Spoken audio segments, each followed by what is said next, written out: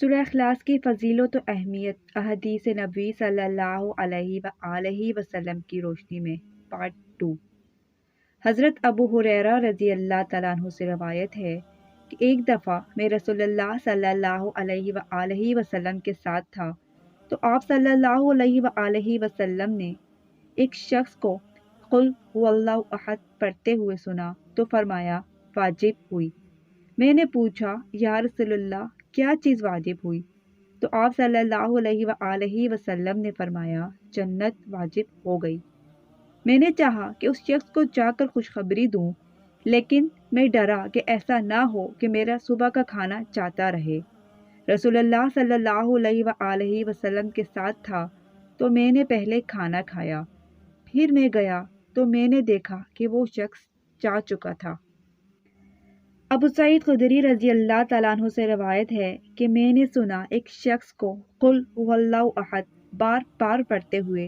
تو جب صبح ہوئی رسول اللہ صلی اللہ علیہ وآلہ وسلم کے پاس آئے اور ان سے بیان کیا یہ امر، اور حضرت ابو سعید رضی اللہ تعالیٰ عنہ اپنی دانش میں کم جانتے تھے اس صورت کو، پس فرمایا حضرت محمد صلی اللہ علیہ وآلہ وسلم نے فرمایا اس ذات کی قسم جس کے قبضے میں میری جان ہے، یہ صورت برابر ہے تہائی قرآن کے۔ حضرت ابو ہریرہ رضی اللہ تعالیٰ عنہ سے روایت ہے کہ رسول اللہ صلی اللہ علیہ وآلہ وسلم نے فرمایا جمع ہو جاؤ کہ میں جلد ہی تمہارے سامنے ایک تہائی قرآن کی تلاوت کروں گا۔ جمع ہونے والے جمع ہو گئے،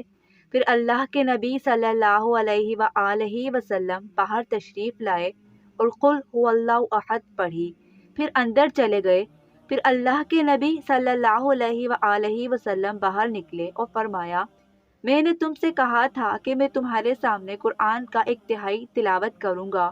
غور سے سن لو، یہ سورت قرآن کے ایک تہائی کے برابر ہے۔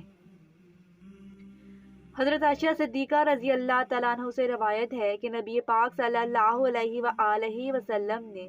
ایک آدمی کو کسی لشکر کا امیر بنا کر بھیجا۔ وہ اپنے ساتھیوں کو نماز پڑھاتے تو قرأت کے وقت آخر میں سورہ اخلاص پڑھتے۔ جب وہ واپس آئے تو انہوں نے نبی پاک صلی اللہ علیہ وآلہ وسلم سے اس کا تذکرہ کیا تو آپ صلی اللہ علیہ وآلہ وسلم نے فرمایا اس سے پوچھو کہ وہ ایسا کیوں کرتا تھا۔ انہوں نے اس سے پوچھا تو اس نے کہا کیونکہ وہ رحمان کی صفت ہے اور میں اسے پڑھنا پسند کرتا ہوں۔ نبی پاک صلی اللہ علیہ وآلہ وسلم نے فرمایا اسے بتا دو کہ اللہ بھی اسے پسند کرتا ہے۔ حضرت انس رضی اللہ تعالیٰ عنہ بیان کرتے ہیں کہ ایک آدمی نے عرض کیا اللہ کے رسول میں سورہ اخلاص سے محبت کرتا ہوں۔ آپ صلی اللہ علیہ وآلہ وسلم نے فرمایا بے شک تمہاری اس سے محبت ہی تمہیں جنت میں لے جائے گی۔ حضرت عائشہ صدیقہ رضی اللہ تعالیٰ عنہ سے روایت ہے کہ جب نبی کریم صلی اللہ علیہ وآلہ وسلم اپنے بستر پر آرام کرتے تو آپ ہر رات اپنے دونوں ہاتھ اکٹھے کرتے، پھر سورہ اخلاص، سورہ فلق اور سورہ ناس پڑھ کر اپنے ہاتھوں پر پھونک فرماتے، پھر جہاں تک ممکن ہوتا انہیں اپنے جسم پر پھیرتے۔ آپ صلی اللہ علیہ وآلہ وسلم اپنے سر، چہرے اور اپنے جسم کے اگلے حصے پر ہاتھ پھیرتے اور آپ صلی اللہ علیہ وآلہ وسلم 3 مرتبہ ایسا کرتے تھے۔ ابن عباس رضی اللہ تعالیٰ عنہ اور انس بن مالک رضی اللہ تعالیٰ عنہ سے روایت ہے کہ رسول اللہ صلی اللہ علیہ وآلہ وسلم نے فرمایا